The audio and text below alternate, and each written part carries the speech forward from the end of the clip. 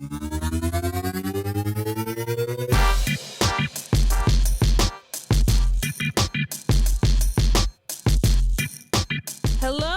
and welcome to Two Profs in a Pod. I'm Tenisha. I'm Beth. And we are faculty and faculty developers at Glendale Community College in Arizona. And we are so excited for our episode on today.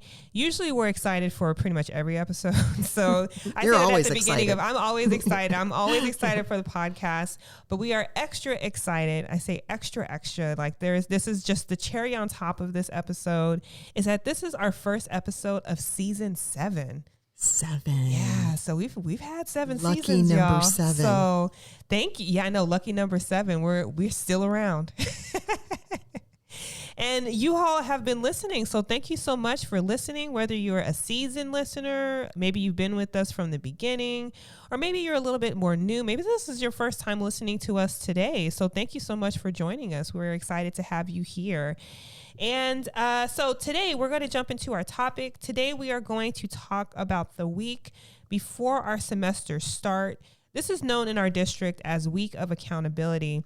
Now, this is where we spend the week in meetings, prepping, catching up with colleagues, and having our convocation as well. So we are looking forward to talking about this. So Beth, could you please tell us, why are we talking about this today? Yes, we are talking about this because we are curious what everybody else does during that week. And I know that not all campuses even get a week. Maybe it's 2 days or 3 days. Mm-hmm. But what are things that go on your campus at that time? What do you call it? Mm-hmm. And I had talked to Tenisha about what we call it. Right. And we're hoping for a name change. Yeah. For something that reflects a little bit more about what we're doing during the week versus an expectation of compliance. So we're kind of curious what's going on out there. And we know that we just got an email announcing our convocation and the theme. Yes. And the theme for our Week of Accountability is a week of celebration and learning. Yes. You had me at celebrate. I know. Because what goes good with celebration? Cake. Cake. We're hoping there's going to be cake. I love me a good piece of cake. Cake. And throw in some ice cream as well. Hey, that's a party. That's a celebration. I hope we're not getting excited and then we're not going to have cake. That could be a reality, and I think we need to prepare ourselves for it. I think we could bring like backup slices. Like go to the grocery store.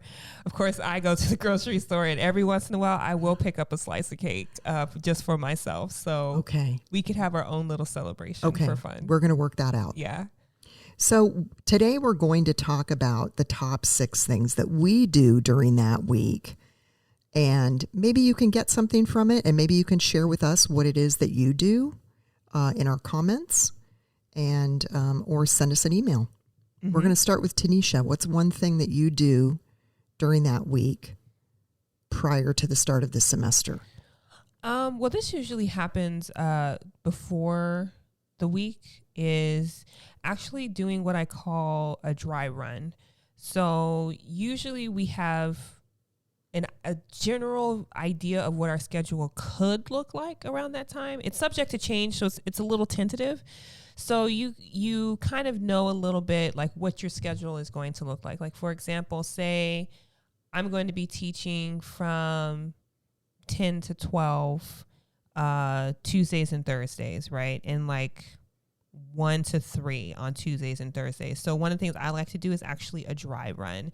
So I'm like, okay, I know I need to be in class by 10. So in order for me to get there, ready to go, I need at least 2 hours, right?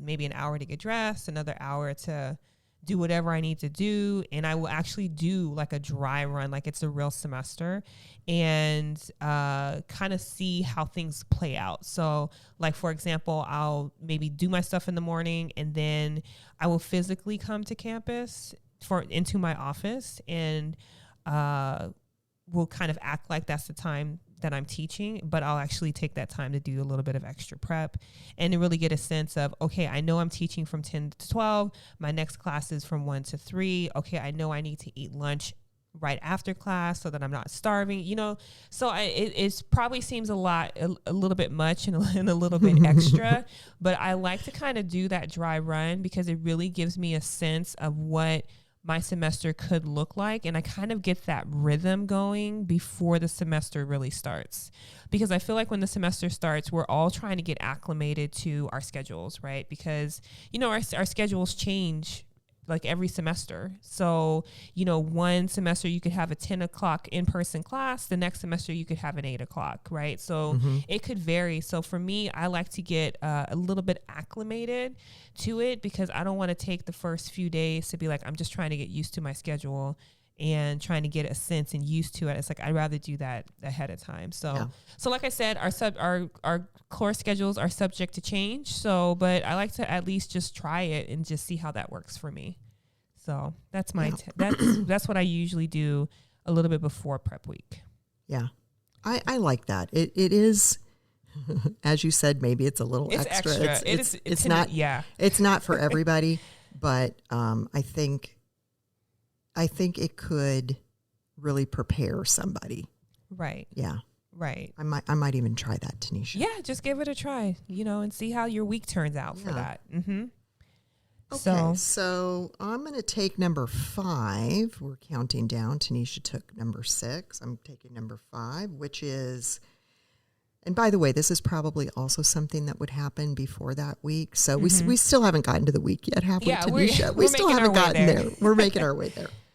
It could happen during that week. It could. Yes. And this is updating all syllabi. Yes. Right? It's more than just probably changing the section numbers and the dates of the course and so forth. But it's also reviewing the language. It's reading through it with the eye of a student. And what sounds sharp that I need to tone down in the syllabus maybe. Right. And so possibly also completing some course prep work. Right? And we're going to talk about why that might need to happen a little bit before that first week before the semester. Right. In a little bit. Yes. Okay. Yeah. So, Tenisha, back to you for number 4. For number 4, it is get a clear schedule for prep week. So, for example, for prep week, usually the schedule for the week is released before prep week happens. So it really lists like all of the meetings that are happening across campus, all of the workshops that are happening across campus. So one of the things I like to do is that when that schedule comes out before prep week, I like to look at it, and I actually like to highlight and mark where I'm supposed to be. Because there are some things that, I have to be at. A department meeting is pretty important. Tenisha needs to be at the department meeting, right? So that's definitely an important thing that I need to be at. So I check, the things that I need to be at. I feel like those things are highlighted, like the things I know I can't miss.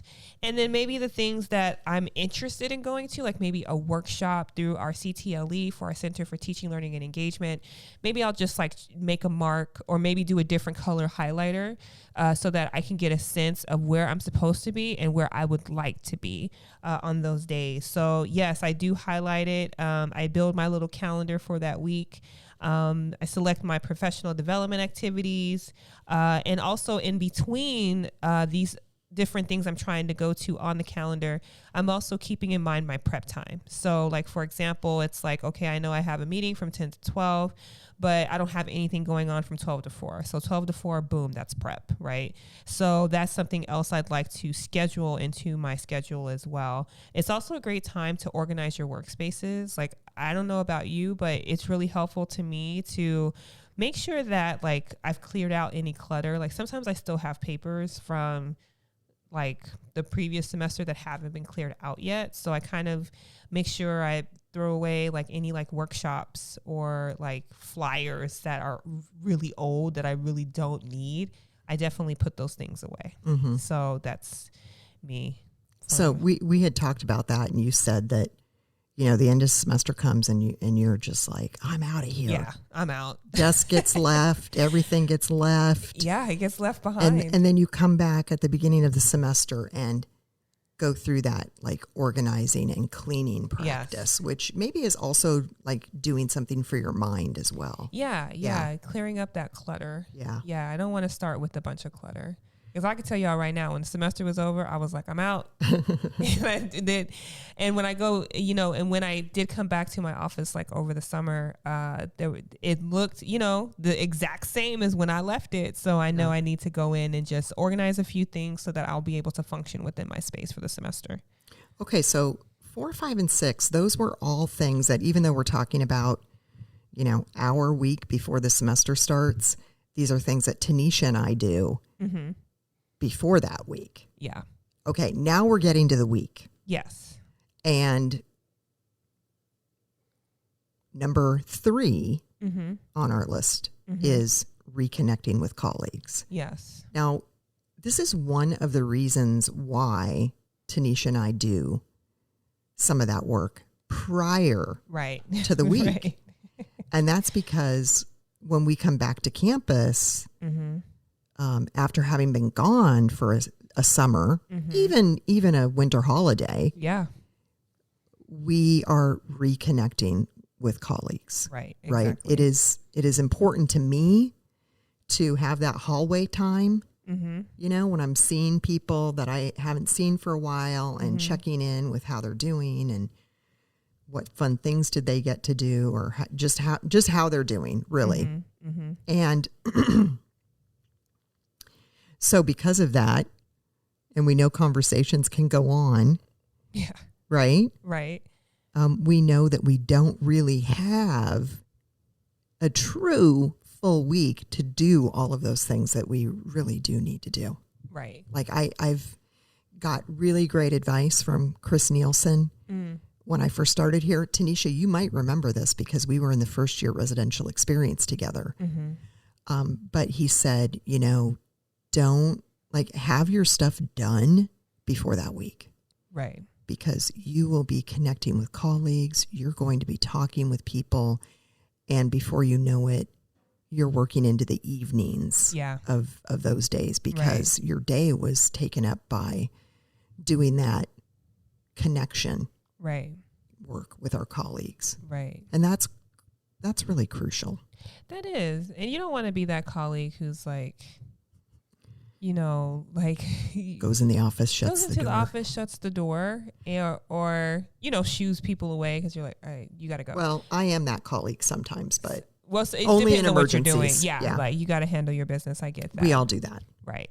So, but reconnecting with colleagues, I think is helpful. Building those connections really makes a difference. Okay, Tenisha, what have you got for number 2? For number 2, it's meet someone you don't already know. So, I mean, I think convocation is a great time for this because this is when all of the employees come together, faculty, staff, and it's really a great opportunity to meet people that you don't usually, pretty much people you don't know, right? Like sometimes we see each other walking around and maybe you've seen a familiar face that you haven't necessarily talked to one-on-one, and maybe you have an opportunity to talk to them. I think a good time to talk to people is usually at convocation we have breakfast. So when people are standing in line, waiting for that breakfast burrito or that fruit, you could kind of start up a little bit of a conversation with people in those instances, right? Or giving someone a compliment on maybe they have a nice shoe or nice pair of glasses, and you're like, oh my gosh, that's so nice. Where did you get that from? That can kind of open the door for the conversation. Talking about the weather never gets old. That's a great way to start a conversation. Like, oh my goodness, it's so hot outside. When are we going to get some rain? It's summer weather is another great way to kind of usher in those conversations. And then another good thing as well is, after you kind of, chat with people, maybe you could send a follow-up email depending on the conversation you have, right? Like, hey, I remember we were chatting about hiking right? Could you tell me the name of that trail that you were talking about, and maybe even give some pointers on like how to go about it? Like following up with people is also very helpful as well, I think. So I like that it's making connections. yeah. Mm-hmm. Yeah, it is connecting with people that, you know, like I said, some people we don't know at all. Like it's like, I've never seen you around before.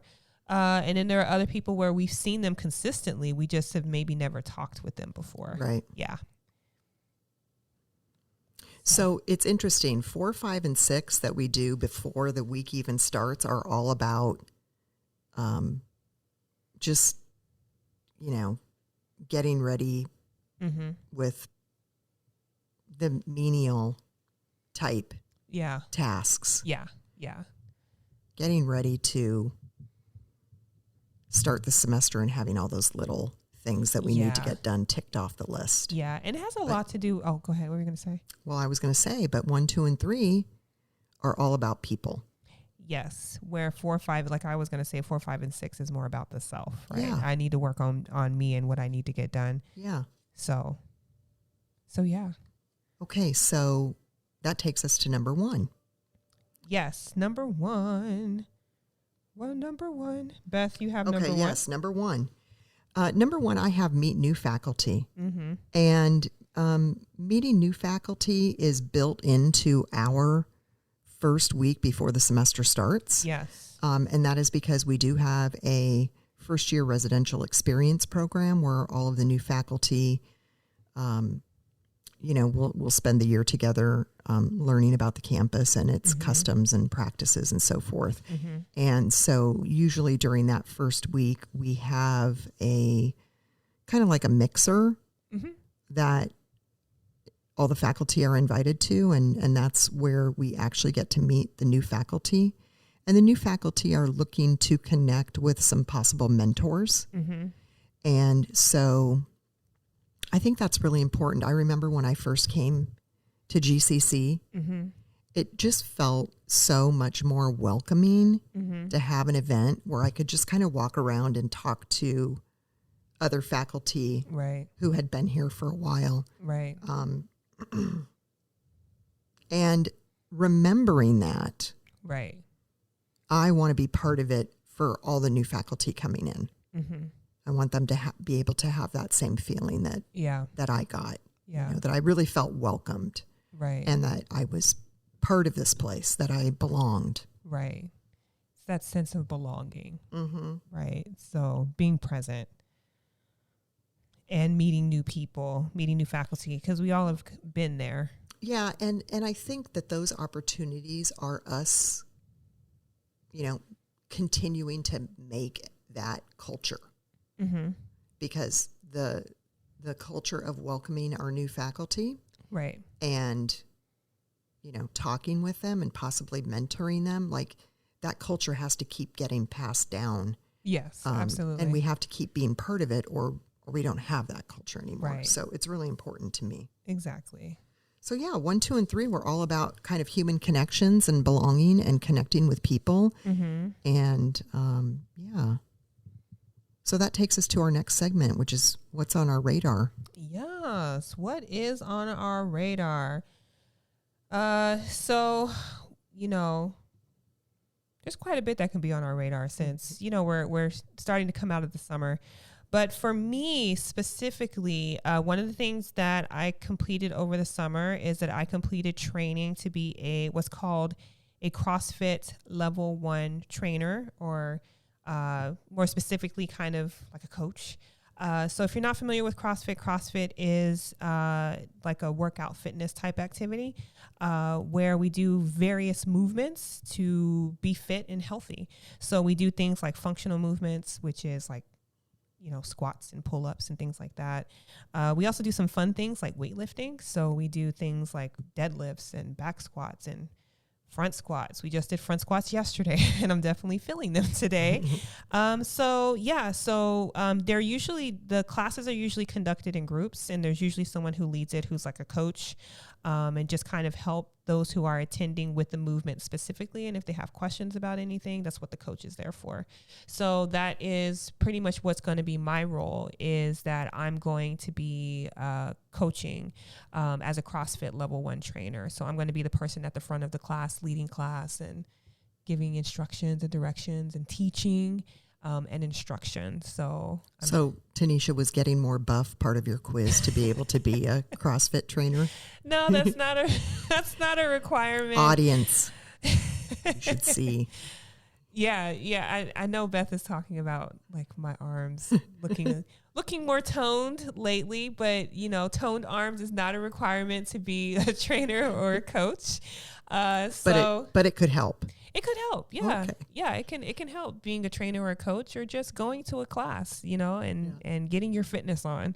So that's kind of what I focused on for this summer. So I'm really, really excited to be taking on that new role. Awesome. Mm-hmm. And on my radar is a week of celebration and learning. Yes. Sounds great. Actually, a week of celebration and learning and cake. Yes. I'm throwing that in there. I want some cake, y'all. I know. We're going to have to prepare for that. I know. But I'm excited to see what's going to happen, and I hope that it's a celebration all week. We know it's going to be learning all week, because our Center for Teaching, Learning, and Engagement has all kinds of workshops coming up. Yes. For that week. We've got AI, student belonging and retention, Canvas updates, which is a popular session every year, and best practices for rubrics, providing effective feedback, of course, RSI, regular and substantive interaction, that's on the radar, and one on student nudges. So we have all kinds of things happening, and that was just a selection. We've got more.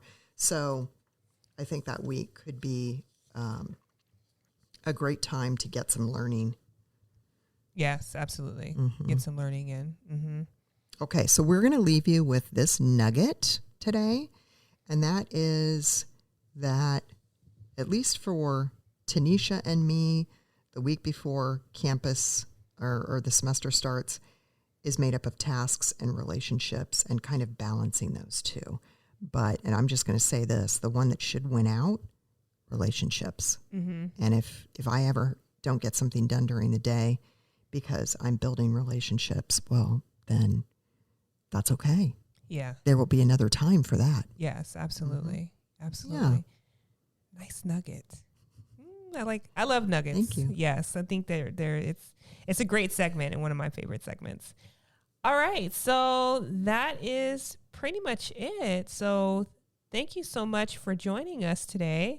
I'm Tenisha. And I'm Beth. And we are here with Two Profs in a Pod. If you enjoyed listening to this conversation and want to join in, please connect with us on Twitter, follow at Two Profs in a Pod, or leave a comment on our blog at twoprofsinapod.blogspot.com. Remember, spell out the number 2. Other ways to show your support: subscribe in your favorite podcast app, write a review on Apple Podcasts, or tell your colleagues about the show. Now, Two Profs in a Pod is hosted by Beth Ayers, English faculty, and Tenisha Baca, communication faculty. The show was brought to you by the Center for Teaching, Learning, and Engagement at Glendale Community College in Arizona.